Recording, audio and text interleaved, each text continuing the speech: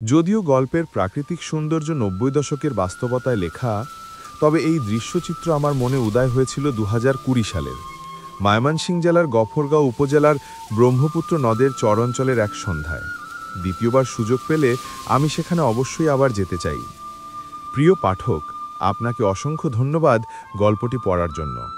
পরিচিতজনদের পড়ার সুযোগ করে দিতে শেয়ার করুন। আপনার এলাকার সৌন্দর্য, ছেলেবেলার স্মৃতি বা বিশেষ কিছু আমাদের সাথে শেয়ার করুন। সেখান থেকে আমরা হয়তো খুঁজে পাব নতুন কোনো মৌলিক গল্পের সুর। আপনার মতামত আমাদের জন্য মূল্যবান। ভালোবাসা রইল। গল্প চাঁদের অসুখ, সিরিজ জগাই সমাচার। পটভূমি: এ গল্প কেবল বাংলার মাটি, নদী আর গোধূলির নয়, এ এক রাষ্ট্রীয় ব্যর্থতার নৈশব্দরেখা। চেনা গ্রামের চিত্র আঁকতে আঁকতেই গল্প ধীরে ধীরে পৌঁছে যাবে এক জটিল সমাজ বাস্তবতায়, যেখানে জগাই আর অরণ্যের চোখে ধরা পড়বে প্রশ্নহীন মানুষের পৃথিবী, আর সেই প্রশ্নবিদ্ধ সমাজের গায়ে পড়বে ব্যঙ্গের ঝলক। এক দূর থেকে ভেসে আসছে একটানা বাঁশির সুর। কে যেন মাঠের ধারে বসে অবিরত আহ্বান জানাচ্ছে প্রকৃতিকে। কোথাও কোনো তাড়াহুড়ো নেই, পুরো গ্রামটাই যেন থেমে গেছে সেই সুরে। কিছুক্ষণ আগেই এক পশলা বৃষ্টি এসে হালকা ভিজিয়ে দিয়ে গেছে মাঠ, ঘাট আর মেঠো পথ। তবে একে ঠিক বৃষ্টি বলা চলে না। মাটি ভেজেনি, চাতকের তৃষ্ণাও মেটেনি। আমাদের গ্রামের ভাষায় এই রকম বৃষ্টিকে বলে ছাগল তাড়ানো বৃষ্টি। ছাগল কোনো অজানা কারণে বৃষ্টিকে ভয় পায়। আকাশ বেয়ে জল নামতেই তারা ম্যা ম্যা করতে করতে ছুটে যায় নিরাপদ আশ্রয়ে। সেই দৃশ্য গ্রামের মানুষের কাছে বহু চেনা। বৃষ্টি থেমে গেলে রোদে পোড়া মাটি তার গন্ধটা চারপাশে ছড়িয়ে দেয়।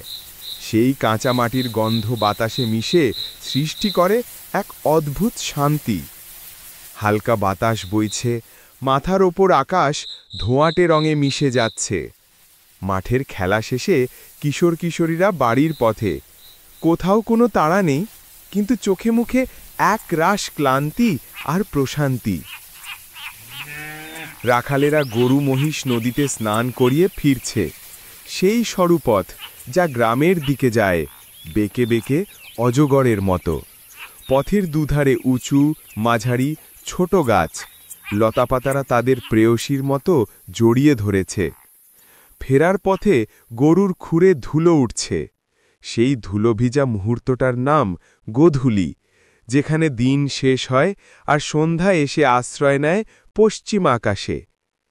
পশ্চিম আকাশের সূর্যটা রক্তিম, যেন যুদ্ধাহত সৈনিকের শরীর থেকে ঝরে পড়ছে শেষ রক্তবিন্দু। সূর্যটাও আজ ক্লান্ত, মাথা নিচু করে ফিরছে অপন গন্তব্যে। বকেরা উঠছে নীড়ের পথে, শালিকেরা গাছের ডালে, গাংচিলেরা নদীর ওপরে চক্কর দিয়ে আকাশে মিশে যেতে চায়। আর চড়ুই, দোয়েল, ফিঙে, ওরা তো আগেই আশ্রয় নিয়েছে ঝোপঝাড়ে, কার্নিশে, শেষ আলোটুকু নিভে যাওয়ার আগেই নিজ নিজ ঘরে। চারপাশ ধীরে ধীরে নিঃশব্দ হয়ে আসছে। প্রকৃতিও যেন ক্লান্ত হয়ে পড়েছে। গ্রাম ঢেকে যাচ্ছে ধুলোর চাদরে। প্রকৃতি যেন নিজেকে আচ্ছাদিত করছে এক অজানা রহস্যে, যেখানে সারাদিনের ক্লান্তি এসে আশ্রয় নেয় মায়ের কোলে মাথা রাখার মতো নিঃশব্দ এক পরশে।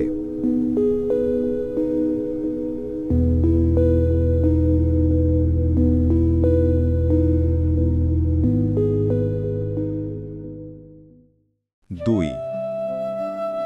আকাশ এখন গাঢ় নীল, যেন দিনের আলোতে ক্লান্ত আকাশটা বিষাদের ছোঁয়ায় নতুন গভীরতা পেয়েছে। পাতলা নীল শাড়ি জড়িয়ে আছে সে, কেউ যেন চুপি চুপি চোখের জল মুছে দিয়েছে। আকাশের বুকে কোনো পুরনো বিরহ বাসা বেঁধেছে, শূন্যতা আর স্মৃতির সঙ্গে। বাঁশির সুর থেমে গেছে, যে সুর একটু আগেও অপার্থিব শান্তি বুনছিল, তার না থাকা যেন আরও গভীর নিস্তব্ধতা এনে দিয়েছে।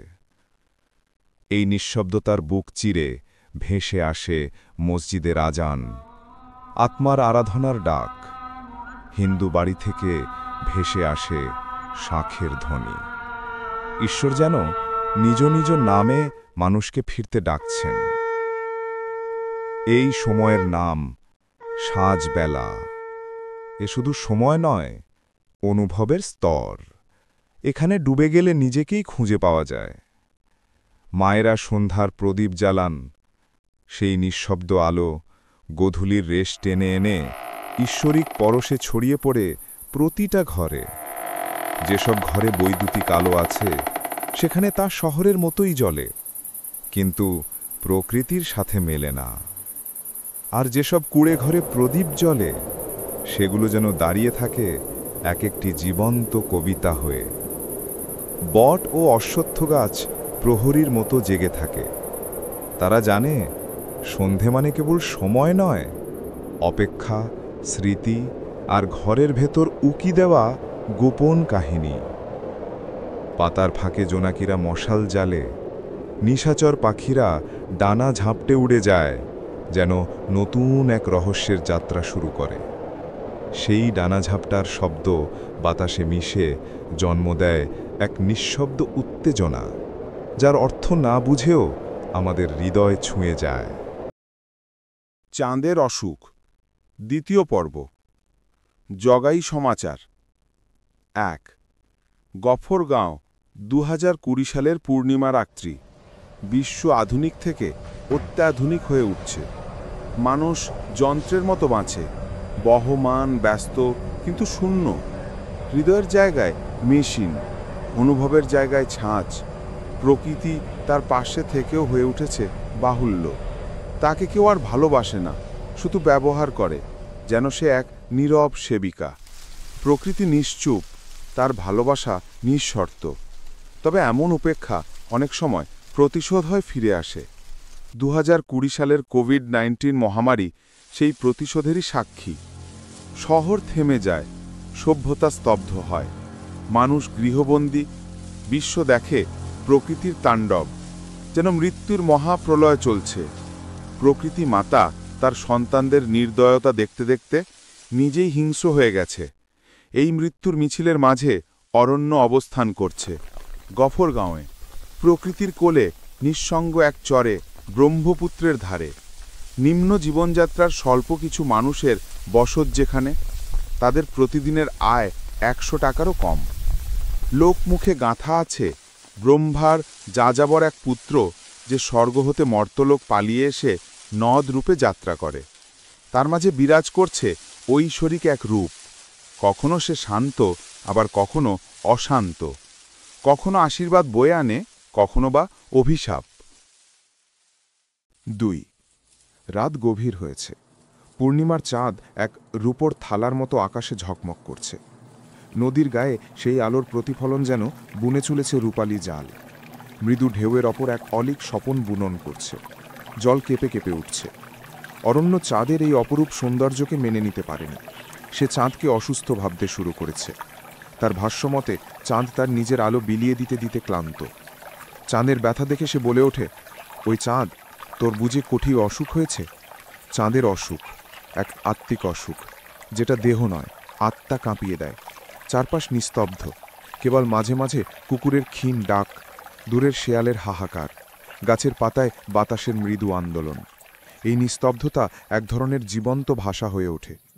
রাতের বুক চিরে ভেসে আসে দূর আজানের ধ্বনি। নদীর ঢেউয়ে মিশে গিয়ে সে ধ্বনি আরো গভীর হয়ে ওঠে।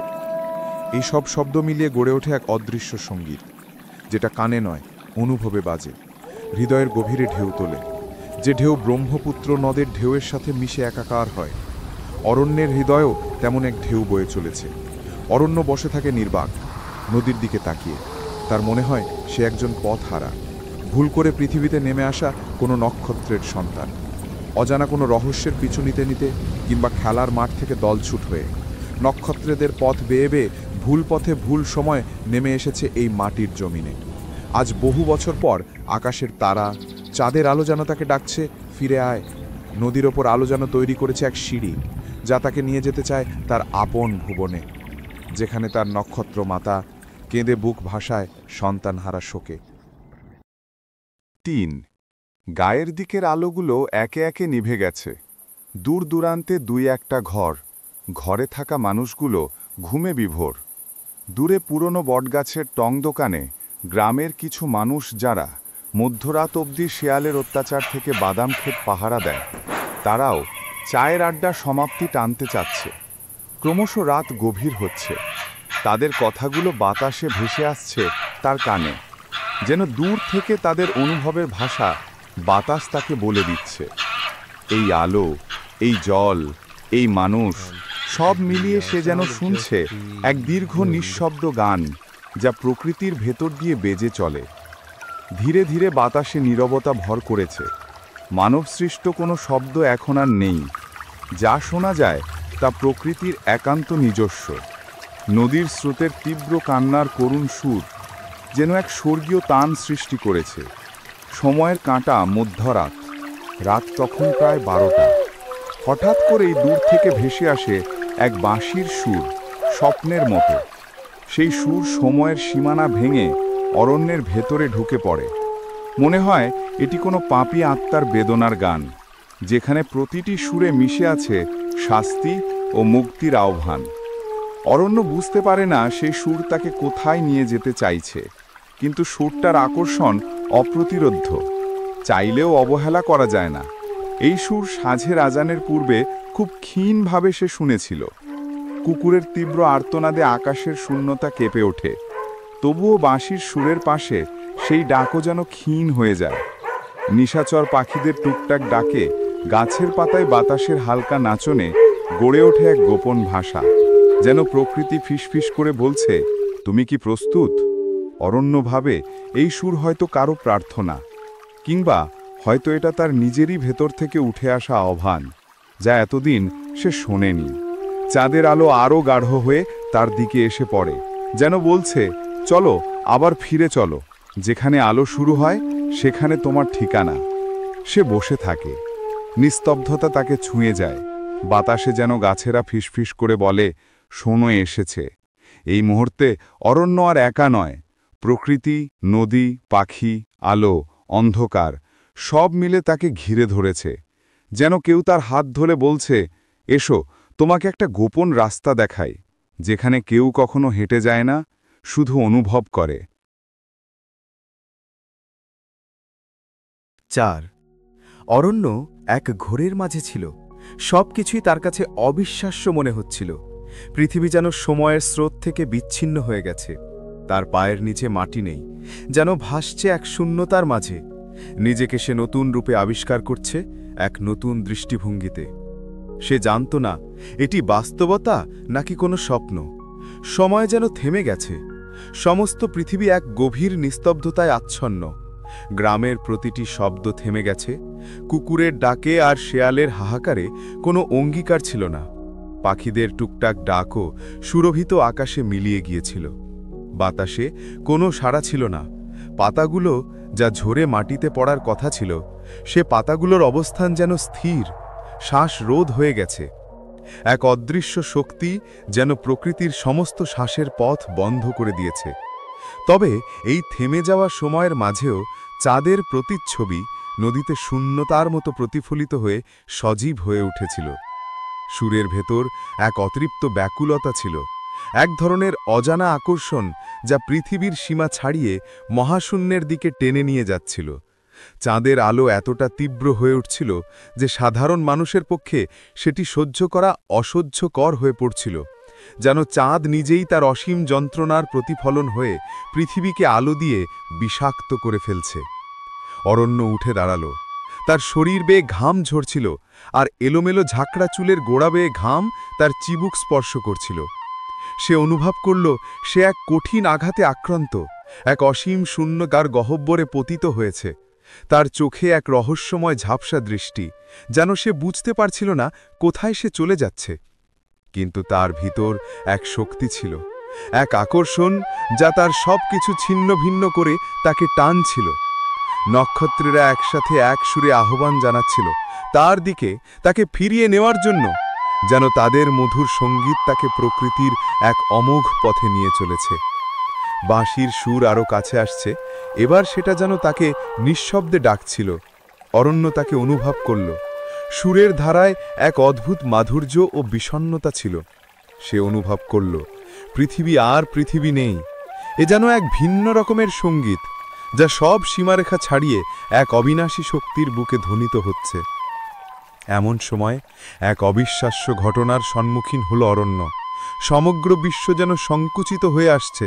তার চারপাশে এক অদ্ভুত মহাকাশীয় শক্তি তার সবকিছু চেপে ধরছে। নদীর জলে স্রোত আর নেই, সে স্থির, এক বিচ্ছিন্নতা। আর সেই স্রোতের সাথে যেন পৃথিবী মাটির মতো শক্ত হয়ে পরিণত হচ্ছে।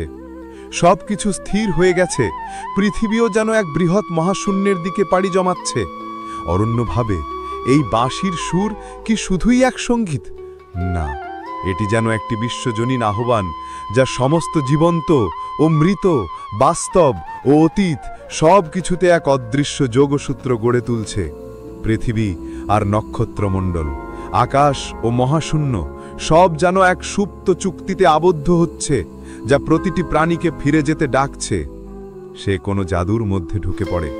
বাঁশির সুর তাকে আরো গভীরে টানে। তার শরীর যেন এখনো পৃথিবীতে, কিন্তু তার আত্মা নক্ষত্রদের মাঝে ভাসছে। পৃথিবী এক মহা উৎসবের মধ্যে মেতে উঠেছে, যেখানে অরণ্য ফিরে যেতে চলেছে তার আসল ঘর, তার আসল পরিবারের কাছে। এক রহস্যময় শান্তি, এক গভীর আহ্বান তাকে ফিরিয়ে নিচ্ছে।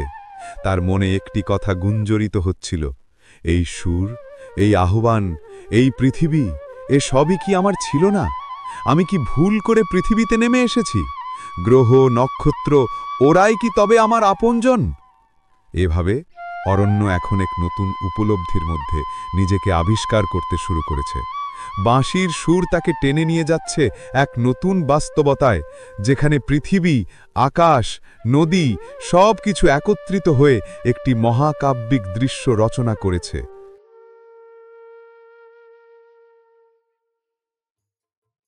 5 হঠাৎ যেন খুব কাছ থেকে কেউ ডেকে উঠল, তুমি কেমন আছো অরণ্যদা? আওয়াজটা কোমল কিন্তু ভারী, ভরপুর এক অদ্ভুত শান্তি আর শ্রদ্ধার মিশ্রণ।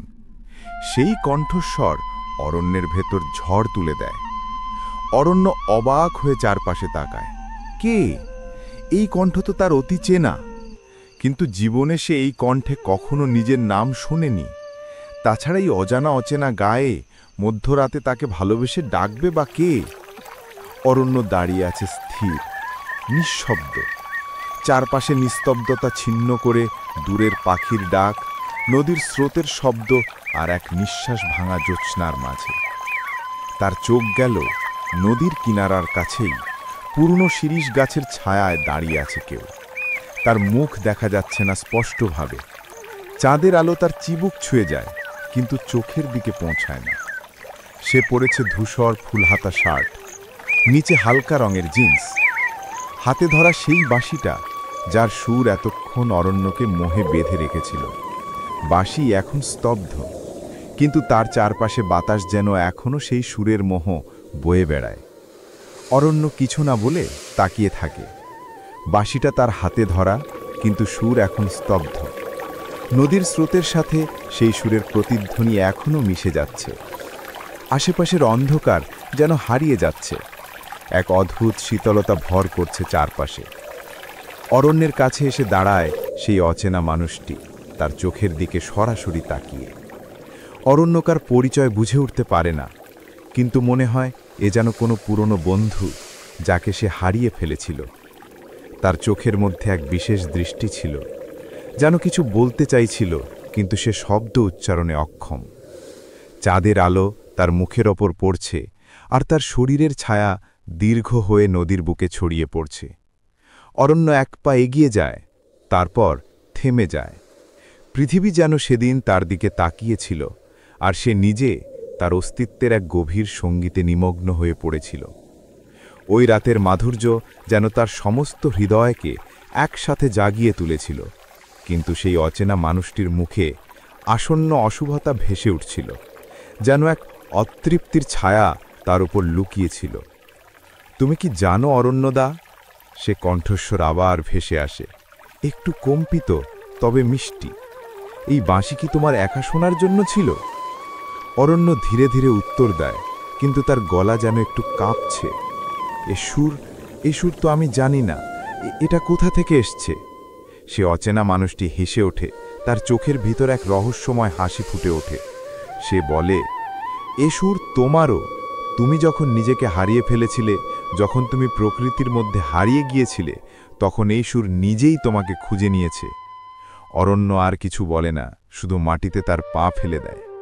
আর সেই বাঁশির সুর তার ভেতর গভীরে প্রবাহিত হতে থাকে, যেন সে সুর তাকে এক অজানা পৃথিবীতে নিয়ে যাচ্ছে, যেখানে তার পরিচিতি নেই, কিন্তু নিজের অস্তিত্বের একটা নতুন দিক আবিষ্কার হচ্ছে। তার চারপাশে প্রকৃতি স্থির হয়ে গেছে। সেই রাতের মধ্যে এক অদৃশ্য শক্তি চলে এসেছে, যা সব কিছু থামিয়ে দিয়েছে। গাছের পাতা, নদীর স্রোত, বাতাস, সব কিছু থেমে গেছে। চাঁদের আলো আরও গাঢ় হয়ে আসে, যেন সে জানিয়ে দিতে চায় যে এ রাতটি কোনো সাধারণ রাত নয়, এটি এক মহাকাব্যিক সময়। অরণ্য তখন নিজেকে হারিয়ে ফেলেছে, কিন্তু তার ভেতর এক অদ্ভুত শান্তি অনুভব করছে। সে জানে কিছু একটা ঘটতে যাচ্ছে, একটা নতুন দিগন্ত তার জন্য অপেক্ষা করছে, এবং বাঁশির সুর তাকে সেই দিকে নিয়ে যাবে। তবে অচেনা মানুষটি এখনও তার সামনে দাঁড়িয়ে, আর তার হাতে বাঁশিটি এক সঙ্গীতমালা হয়ে ওঠে, যা অরণ্যের জীবনের পরবর্তী অধ্যায়ের সূচনা করবে। তবে সুরের মাঝে অদ্ভুত এক অনুভূতি ছিল। এ সুরের জন্য অরণ্য প্রস্তুত নয়, কিন্তু তাকে থামানো সম্ভব ছিল না। অরণ্য জানত তাকে এগিয়ে যেতে হবে। এটাই ছিল তার পথ, তার ভাগ্য।